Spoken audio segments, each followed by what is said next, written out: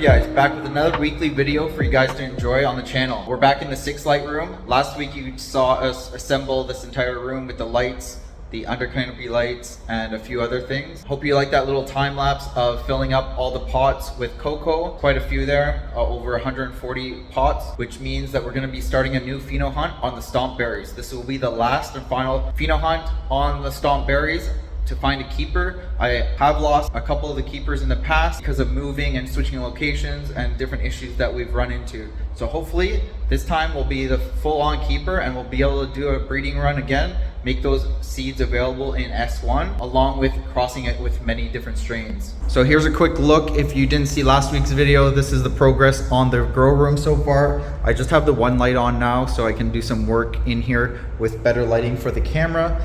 But you saw us fill these small pots here with 100% cocoa. I have since watered them with nutrients at a EC level of 2.6 with a pH of 5.6. So we got 140-ish pots here ready to go. And here are my stomp berry seeds. They have already been sprouted. I put them in the water 36 hours ago. I think it's actually been 40 hours now, but most of them have already popped and showing a good taproot. So we will be transplanting them into the cocoa right now because in a day or two, I need to leave Thailand for a few days. So during that time of me being away, these will be able to be under these flexstar LED grow lights. Each one is 18 watts. And we have our few clones that we have going right there now. So as I'm away, these seedlings can stay in the pots under these lights, and in 4 days we'll definitely have a seedling like probably this tall out of the cocoa, which will be great for being efficient with my time while I'm away doing other things. So let's jump into the time lapse of me putting the seeds into the pot. All we're doing is poking a small hole in the center. I'll be using a different tool other than my fingers. Put a small hole like that. We'll drop the seed in and then we'll just pinch each side of it closed, tap it slowly down. You don't want to be too hard with packing it down because then the seed will have a hard time popping out the top.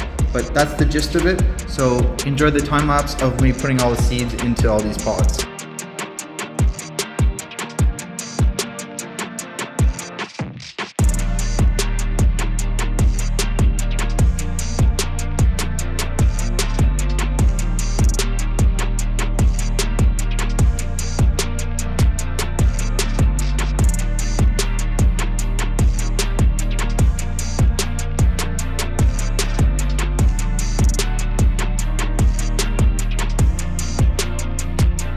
Okay, so we got all these stomp berry seeds located in all the pots with the cocoa growing medium. We also fed them with the front row egg nutrients at a feeding of 2.6 and an EC of 5.6. Everything's been watered nicely and they're ready to be left alone for quite a few days. I'll be out of the country for 4 or 5 days. So when I return, they should be out of the growing medium quite a bit. As you can see, there are a bunch more clones down here. This is for our next breeding project, which will be released under Blem Genetics. We have 12 different strains in the white cups. Now, these are supplied by Urban Grower Roy here in Thailand. Very good genetics. He's pheno hunted all these from seed. So they're very, very trustworthy genetics. I've seen the results from them. And then we have the 3 strains from Thai stick cane, which all will be incorporated into the next project. The seeds will be in this grow room, our 6 light room that we've been building. If you haven't seen that, well, you've seen it now in this video, but previously.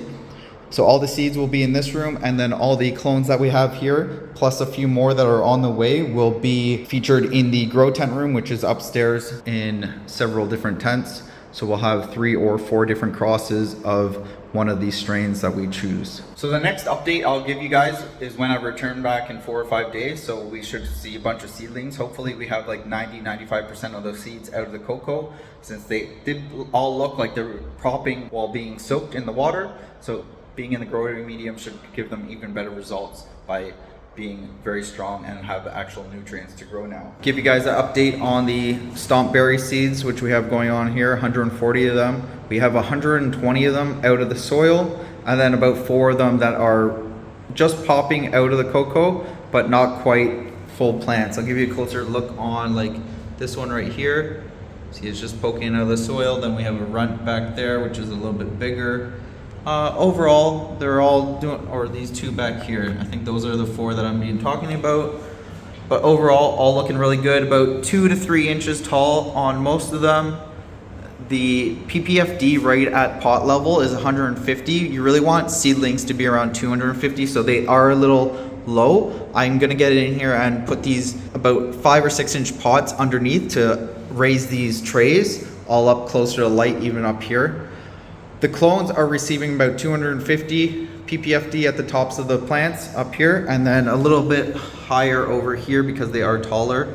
But overall doing okay. We do have 1 casualty. If you guys been following along in the previous grows in this building that I tried to get going with clones, they died around the 7-day mark. These ones are about 5 days long, and we have 1 that has died.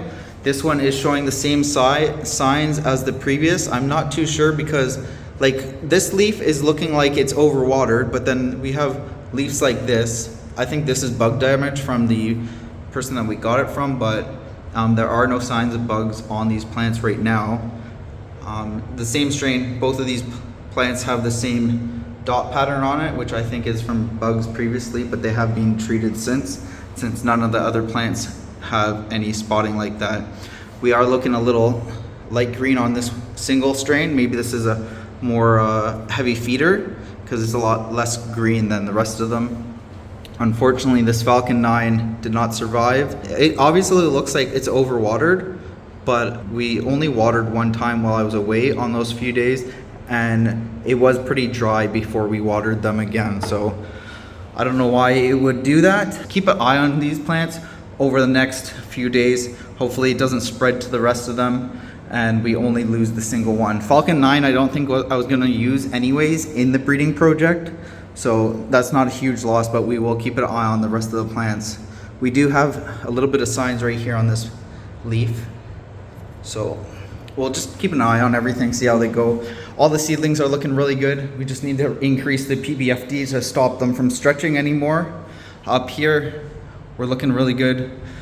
These 3 plants are a few days older than the rest of them, so you would think these 3 would be affected first, but there are no signs of them having any issues. We have since fixed our humidity and temperature control issues in here with this humidifier being putting the humid air across the ceiling, and then it goes directly into the AC system, making it think that the air is hotter in here than it is, and it overcools the air actually in the room. So it would bring the temperature setting down from 83 degrees Fahrenheit down to 70 degrees Fahrenheit, which is not what we want for a vegetative stage. So to fix that, I've installed a fan here, which is pointing at the humidifier. So it spreads the humid air to this side of the room, and then the ceiling fan obviously spreads it out the rest of the way. So it avoids the humid air going directly to the AC system, which is perfectly worked out. So that's a nice little fix that we had going on there. I seen a couple comments from some people saying, why do I even need a humidifier? This is Thailand, the air is very humid. Well, in a sealed room, the humid air from outside has little effect on the inside of these rooms. Unfortunately, these walls are made out of concrete and there's no building on the other side of this, so it gets direct sunlight all day long, which makes it much hotter in here from no insulation and direct sunlight on here all day. So our AC system has to run, which lowers the humidity in the room. And when there's no plants in here to give it a humidity load, it lowers the humidity in the room quite a bit lower than our set points. So in this type of setting where we have small plants or early vegetative plants, you need a humidifier to raise the humidity in the room up to your set points. That's the reason for a humidifier in a climate like Thailand.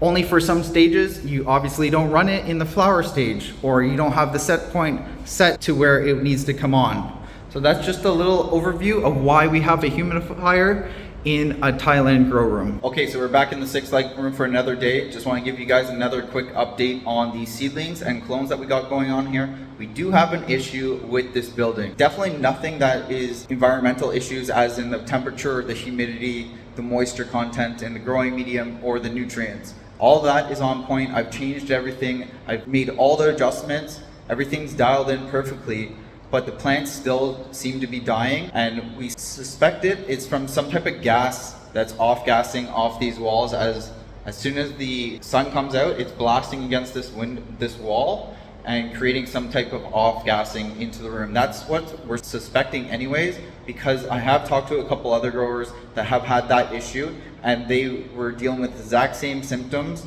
and chasing their tail for up to 3 months before they realized what was going on when they got the room tested by a lab. So let me give you a quick look at the healthy plants, and then we'll go and look at the different stages of how the plants look before they end up dying. Okay, so here's our clone rack with the seedlings on here. We have updated putting the grow pots upside down under the trays for the seedlings, which has completely stopped the stretching of them. They're all looking pretty good. The leaves are drooping down a bit. I would like to see them a little bit higher, but that might be from our environment or possibly the off-gassing. I'm not sure. Clones are looking really good. The odd plant that is still healthy will show a little bit of a curl at the tip. Definitely not from the nutrients. We're at a 2.6 EC with our nutrient feeding, which is ideal for these clones. They've been fed that since they've been rooted from the previous person I got these from and from me. So nothing wrong there. Our current environment in here is 80 degrees Fahrenheit and 79% relative humidity. It does get down to 75%, but as you can see, the humidifier is on right now. I'm not sure if you can see the humidity coming out of there, but our temperature ranges from 80 to 85 degrees Fahrenheit and anywhere from 75% to 83% relative humidity. So back down to the clones on the bottom, all looking really good down here. Like I mentioned previously, the tips start to turn like that or up like here. So that's our two early signs of what's going on with these plants. I'm not too sure exactly. It's definitely not nutrient burn. It kind of looks like it, but it definitely is not. We've fed this nutrients to other plants and no issues involving there. See, this is kind of more exaggerated. Right there, it starts to curl, which is a sign of nutrient burn, but we have kept everything under control and checking ppm runoff and everything. The cocoa is not hot. Used this cocoa, the previous one that I've been using, and a different batch from somebody else, and all three have had plants live in a different location. It is isolated to just this building. So let's take a look at the different stages of the clones here.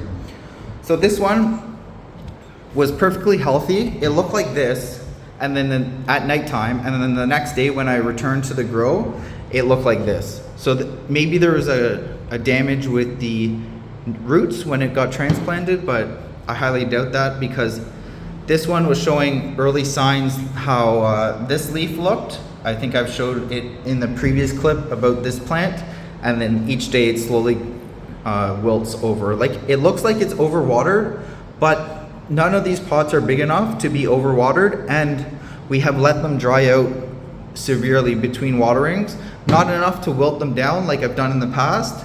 So I'm not too sure what's actually killing these plants. And then here's the next stage. Starts to curl up like that, works its way from the older leaves up to the top of the plant, and then eventually turns down like that. Here's another stage. So you can see as the plant is super healthy, it's growing strong, it's getting much bigger, and then as the days go on, it starts to die. I'm not too exactly sure. Like, these growths were not here at all when I got these clones. So they are growing perfectly fine, but then seems to, like, anywhere from days 7 to 10, the plants die in this building. So let me know what you guys think. It's definitely nothing related to the humidity, temperature, nutrients, all of that. I'm gonna go around the building now and cover up any drain holes that are in the floors. I don't know if the plumbing is done correctly at the bottom of the building. Like you guys have mentioned in the previous video, there should be P-traps or J-hooks in each drain or area where there's plumbing. There is one in the basement along with a sump pump or a sump pit. that keeps the gases from coming into the building, but maybe there is plumbing that's bypassing that and creating some gas in the building. So I'm gonna go around with some aluminum foil tape, which I have right here, tape up any single drain that I can get to that's not in use, and then really seal up or make sure that there's water in the P-traps of everything in this building. Okay, we're back in the next day. I just want to give you guys another daily update on these clones. We can see that this one has definitely got worse over the last 24 hours, and then this one at the top has got a lot worse. That one's pretty much going to be dead tomorrow, if not pretty much dead already. I'm going to show you guys the roots on this plant. This is the earliest signs that it shows, this one leaf starting to curl. The rest of the plant looks good other than those spots, which that's how they came from the person I got them from. But other than that, this is the only sign that shows what's going on, is those leaf tips starting to curl up. So I'm gonna flip this pot over so you can take a look at the roots. But even at the top of the soil, you can see this roots coming right out the top, nice and white. Out of the bottom of the pot, they are pretty white down there. They're not oversaturated or anything. So let me get it out of the pot and then we can take a closer look. Okay, so here's that same plant. I don't want to flip it over because we're going to lose some soil, but this is the affected leaf that I just showed you. And then here's the root system on that same plant. Nice and white. Cocoa isn't oversaturated or anything, so there's no overwatering issues. I'm not really sure what's going on with these plants. It's just a slow die. I'm gonna put this back into the pot before I lose too much cocoa. But you can see the roots nice and healthy at the top and the bottom. Just this first signs of a plant not being healthy, and then over the next week or so, I'm sure it'll die, but that's not what we're looking for when we're trying to get these clones going for this room. All the seedlings are still looking really good. None of them have died or anything, so I'm not too sure what the difference is between the seedlings and the clones going on here, but we're gonna have to keep checking up on these daily updates to see what's really going on with these plants. I just gave a couple of them another watering since they're fully dried out. But these plants are really growing quite a bit. Like, none of this growth was even on there when I got the plants, so it looked like probably down here, these two bottom shoots, that's what these two top shoots look like when I first got them. So they are growing, all these plants, but again, they're slowly dying. I'm thinking it's off-gassing issue. One thing that I've done to resolve that is I've come into the whole building and taped off every single drain in the floor, in the sinks, you'll see back there. So we no longer have the sinks connected, the floor drains are all plugged. That's my last suspicion, is that there's gases coming out of the sewer into the building. So I've eliminated that last factor. Hopefully it resolves it. I'm not too sure. Another thing that I have done for the last 24 hours, this fan up here, I've turned on to extract some air out of the building. I also have two other fans in two other bathrooms on each of the floors in here that I have had on for the last 24 hours to really get some air movement if there was any gas in the air in this building. Now it has all outside air inside the building, and we are still controlling it with the AC. So our power bill is going to be a little bit more used over the last 24 hours, but that's what we had to do to get some fresh air into this building. I might set up those extractor fans on a timer so I can turn it on for 1 or 2 hours per day to really exchange some air in the building, just to be safe. So I'll get back in here and show you guys another update tomorrow, I guess. I have since got some fabric pots here. I think these are 10 gallons each. We're gonna fill these up with cocoa, and we're gonna start a outdoor run with some autoflower seeds. So I'll give you guys an update once I get those filled with cocoa. Okay, so we're back in the 6 light grow room. Just want to give you guys a final update on the daily updates of how the clones are doing. I have since moved about half of the clones over to a different location, which I will give you another update after this. So we're just going to take a look at the plants that are currently in this space. and what I plan to do to rectify this entire building, as I don't think I can grow in here anymore at this current state. So we're gonna have to do a couple upgrades and some remediation of any mold spores or viruses that might be in this building. And then we're gonna try one more time on growing plants in here. If that doesn't work, I'm just gonna move on from this space and figure out a different type of plan. So my real plan for this video was to install all this pulse equipment, the pulse hub, the pH meter, the EC meter, the pulse pros, the pulse 1, the pulse 0, along with the moisture content sensors that I have for each of the tables. But unfortunately that has got put on hold, just because I want to really resolve the issue of the plants dying in this building before we do any more building. Unfortunately, if this place doesn't work out, I'm just gonna have to uninstall all this equipment anyways. So it's going to be put on hold until we figure out the issue over here. So we have the clones now on the middle shelf and the top shelf, along with all of our seedlings. Unfortunately, I think the seedlings are all dead now. They're not in good shape. Something in this building, in the air or the water, I'm not too sure. The water, we have done extensive readings on them just for EC, pH, ORP levels, which we have increased the ORP levels on here. The water coming into the building is ORP level of 8. You really want your ORP level around 350 to 450 when you're giving to your plants. You can go up to 700 or 800 to really sterilize the water completely to make sure that there's no pathogens in there. So that's what we did on our first watering after figuring that out. We raised our ORP level to around 600 or 700, which should have disinfected all the water that we gave to our plants. We gave the plants EC level of 2.65 and the pH level was 5.6, I believe. We gave them a thorough watering, heavy runoff, just to see if that would fix anything going on with the plants, and unfortunately they have just gotten worse as time has gone on. We will take a look at the plants that I did remove from this space. Within 24 to 36 hours, they are doing so much better than these plants. So that narrows down. The cocoa is fine. There's nothing wrong with our cocoa growing medium, which I didn't think there was anyways, because the cocoa down here and in these pots are one source, and the ones in the white pots are from a different source. As you can see, there's perlite in these ones.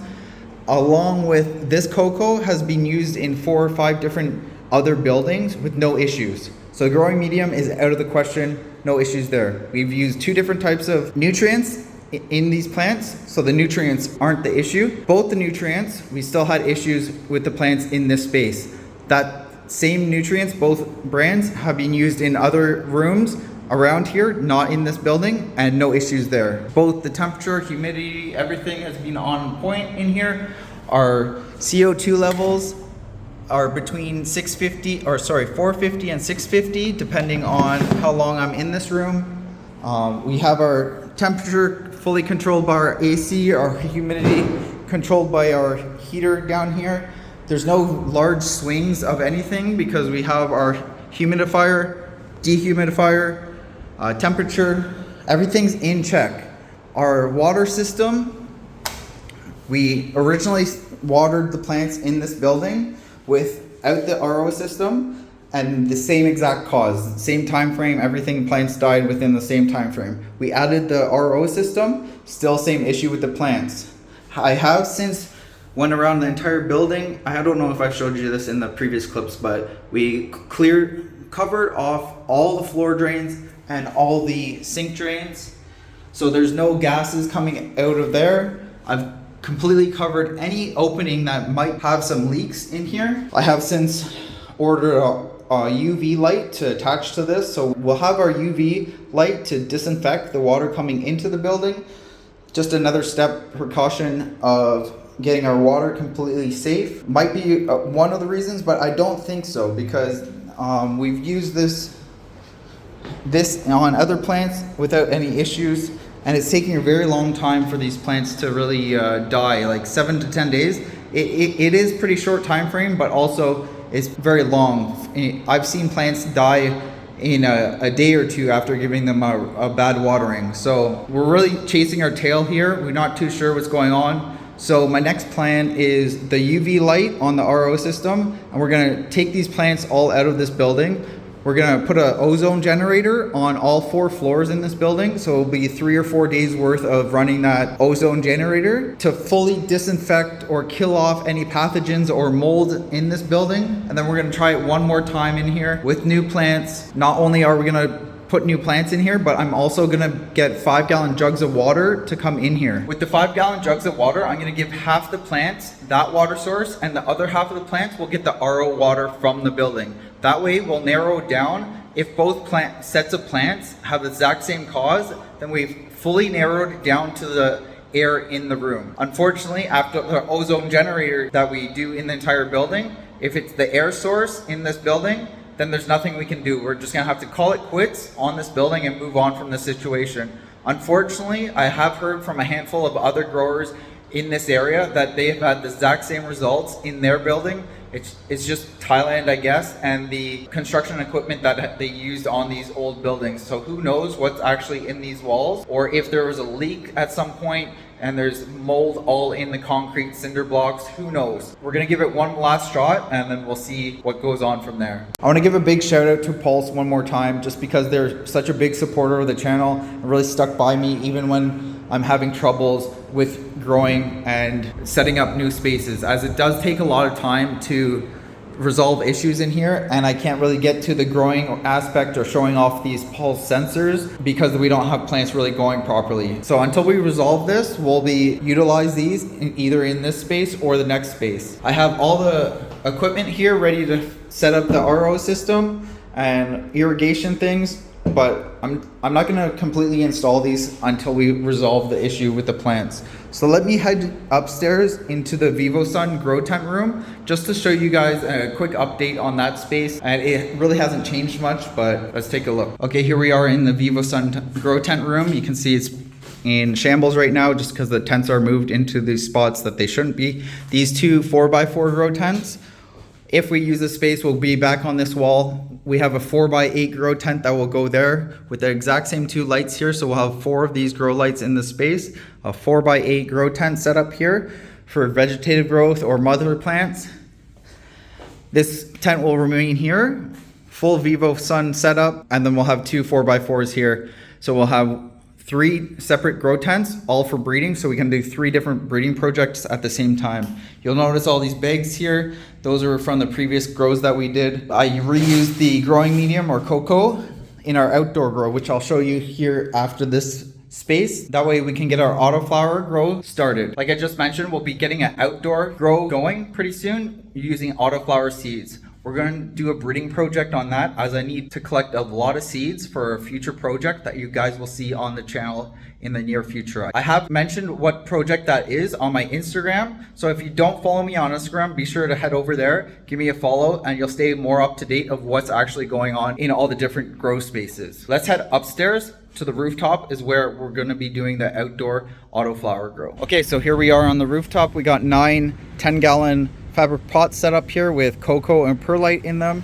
We are on the rooftop here, so we will be doing the outdoor grow here starting from seed, and then we'll choose one of these plants to reverse so we can get some pollen off of it, and then we'll pollinate the 8 other plants so we can get a bunch of seeds for our future project. One issue that might be a problem for us while growing here is, one, the ocean is right there.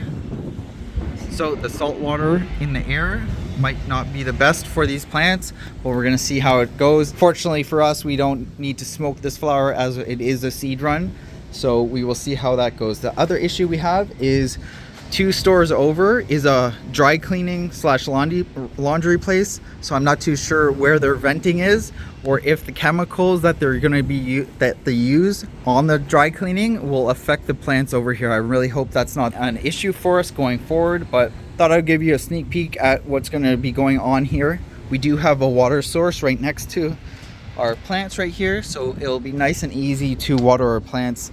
Maybe we'll set up a irrigation timer on here so we won't have to be up here as often, but that's a future project to talk to you guys about later on. So let's head over to the other space where I took the clones from downstairs.